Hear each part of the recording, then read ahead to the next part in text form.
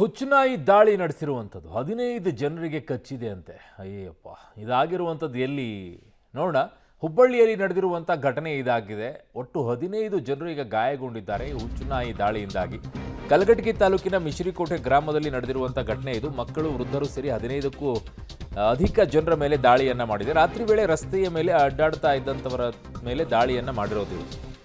ರಾತ್ರಿ ವೇಳೆ ಯಾರಾದರೂ ಓಡಾಡ್ತಾ ಇದ್ರೆ ಅವ್ರನ್ನ ಕಚ್ಚುತ್ತಂತೆ. ಓಹೋ ಹೋ. ಪಾದಚಾರಿಗಳು, ಮನೆ ಅಂಗಳದಲ್ಲಿ ಆಡುತ್ತಿದ್ದ ಮಕ್ಕಳು, ಮಹಿಳೆಯರು, ವೃದ್ಧರ ಮೇಲೆ ದಾಳಿ ಮಾಡಿದೆ. ಮನ ಬಂದಂತೆ ಕಚ್ಚಿದೆ ಅಂತೆ. ನಾಯಿ ದಾಳಿಯ ದೃಶ್ಯಗಳು ಸಿಸಿ ಕ್ಯಾಮೆರಾದಲ್ಲಿ ಸೆರೆಯಾಗಿದೆ. ಪಾಪ ಹಲವರಿಗೆ ಕೈ, ಕಾಲು ಮತ್ತು ಮುಖದ ಭಾಗಕ್ಕೆಲ್ಲ ಗಾಯ ಆಗಿಬಿಟ್ಟಿದೆ. ಗಾಯಗೊಂಡವರಿಗೆ ಗ್ರಾಮದ ಪ್ರಾಥಮಿಕ ಆರೋಗ್ಯ ಕೇಂದ್ರದಲ್ಲಿ ಪ್ರಾಥಮಿಕ ಚಿಕಿತ್ಸೆಯನ್ನು ಕೊಟ್ಟಿದ್ದಾರೆ. ಕೆಲವರು ಹುಬ್ಬಳ್ಳಿ ಕಿಮ್ಸ್ ಆಸ್ಪತ್ರೆಗೆ ದಾಖಲಾಗಿದ್ದಾರೆ. ಈಗ ಆತಂಕದ ವಾತಾವರಣ ಸೃಷ್ಟಿಯಾಗಿದೆ. ಕೊನೆಗೆ ಏನು ಮಾಡಿದರೆ, ನಾಯಿಯನ್ನು ಬೆನ್ನತ್ತಿ ಹೊಡೆದು ಕೊಂದಿದ್ದಾರಂತೆ ಗ್ರಾಮಸ್ಥರು. ಕಲಘಟಗಿ ಪೊಲೀಸ್ ಠಾಣಾ ವ್ಯಾಪ್ತಿಯಲ್ಲಿ ಆಗಿರೋದು.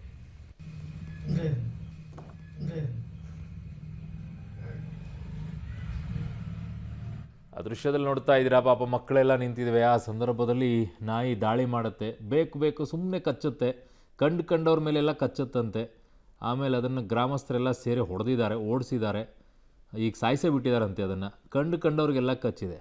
ಸುಮ್ಮನೆ ನಿಂತ್ಕೊಂಡ್ರು ಕಚ್ಚುತ್ತೆ. ಅದಕ್ಕೆ ಏನು ಮಾಡಲಿದ್ದನ್ನು ಕೂಡ, ಅದಕ್ಕೆ ಹುಚ್ಚುನಾಯಿ ಅನ್ನೋದಲ್ವ. ಅದಕ್ಕೆ ಕೆಲವೊಂದು ಟೈಮಲ್ಲಿ ಅಂತಿರ್ತಾರಲ್ಲ ಕೆಲವ್ರು ಆಡೋ ರೀತಿಗಳಿಗೆ, ಹಾಗೆ ಏನು ಮಾಡೋದಲ್ಲ. ಪಾಪ ಅವ್ರ ಪಾಡಿಗೆ ಅವ್ರು ನಿಂತಿದ್ದಾರೆ. ತನ್ನಷ್ಟಕ್ಕೆ ತಾನು ಬರೋದು, ಕಚ್ಚೋದಂತೆ. ಇಲ್ಲೂ ಹಂಗೆ ಇರ್ತಾರೆ ನಮ್ಮದೊಂದಿಷ್ಟು ಸಮಾಜದಲ್ಲಿದ್ದಾರೆ.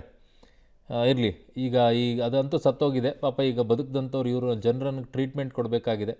ಕಿಮ್ಸಲ್ಲಿ ಕೊಡ್ತಾಯಿದ್ದಾರೆ. ಅದಕ್ಕೆ ಫಸ್ಟು ಇಂಜೆಕ್ಷನ್ ಕೊಡಿಸಿ, ರಬಿಸ್ ಇಂಜೆಕ್ಷನನ್ನು ಅದು ಕೊಟ್ಟಿದ್ದಾರೋ ಇಲ್ಲೋ ನೋಡಬೇಕು.